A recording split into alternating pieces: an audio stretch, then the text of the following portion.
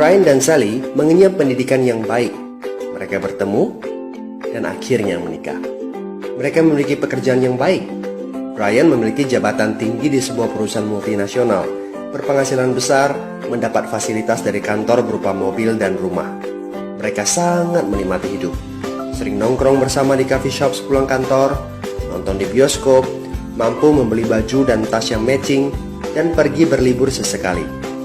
Tapi, kenyataan sebenarnya tidaklah demikian.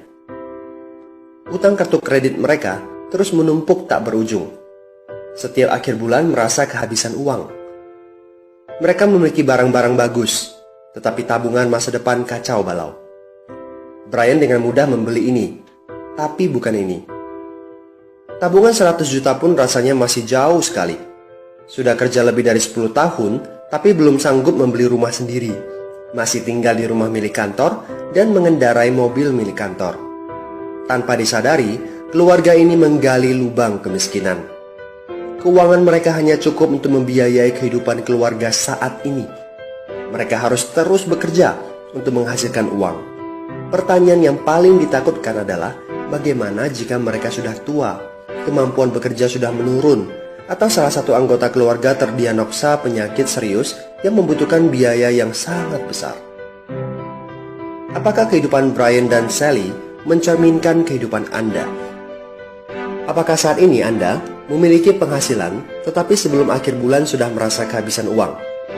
Memiliki hutang berkepanjangan yang tidak ada habisnya? Memiliki barang-barang bagus, tetapi khawatir karena tidak punya tabungan? Memiliki hidup yang berkecukupan, tetapi khawatir tidak mampu menyekolahkan anak-anak dengan baik? Memiliki rumah tinggal, tetapi berkemungkinan besar harus menjual rumah bagus ini karena tidak punya dana pensiun? Jika Anda menjawab ya pada salah satu saja pertanyaan tadi, saatnya untuk memperbaiki diri. Mau jadi seperti apa kita ini kalau ternyata kita sebetulnya hanya gaya dari luar saja? Mau hidup kropos seperti ini sampai kapan? Aha, mari kita mulai menabung. Nah, apakah menabung saja cukup? Berapa banyak yang bisa Anda sisihkan untuk ditabung setiap bulan? Mari kita ambil contoh. Anda berencana untuk memiliki rumah dan mobil. Katakanlah harga rumah 600 juta dan harga mobil 200 juta. Jika Anda mampu menabung 5 juta per bulan, Anda membutuhkan 13 tahun untuk mendapatkan angka 800 juta. Masalahnya, inflasi membuat harga rumah dan mobil melambung tinggi. 800 juta akan menjadi 2,7 miliar 13 tahun kemudian, jika kita asumsikan rata-rata kenaikan barang 10% per tahun. Ini masih soal impian untuk membeli rumah dan mobil. Padahal, masih banyak kebutuhan lain yang perlu dipersiapkan jika ingin hidup lebih baik. Bagaimana dengan persiapan dana hari tua? Agar di saat tua dan tidak sanggup bekerja lagi, Anda punya tabungan yang cukup untuk kebutuhan sehari-hari. Asuransi untuk keluarga? Dana pendidikan untuk anak-anak? Dana tak terduga untuk keperluan dadakan jika dibutuhkan, seperti keluarga sakit, dan lain-lain.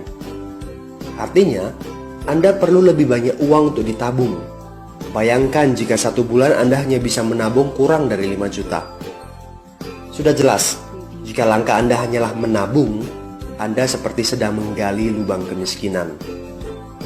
Hal utama yang perlu Anda lakukan adalah meningkatkan penghasilan Anda. Anda mungkin bertanya bagaimana saya bisa melakukan itu dengan segala kesibukan yang saya miliki sekarang.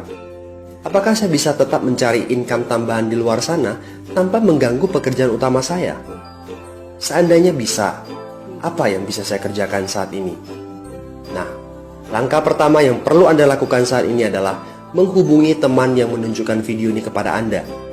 Dia punya akses untuk jawaban dari pertanyaan Anda. Informasi, itu yang Anda butuhkan saat ini. Terbukalah, seperti parasut, pikiran hanya dapat bekerja saat terbuka. So, segera hubungi teman Anda dan dapatkan video informasi berikutnya.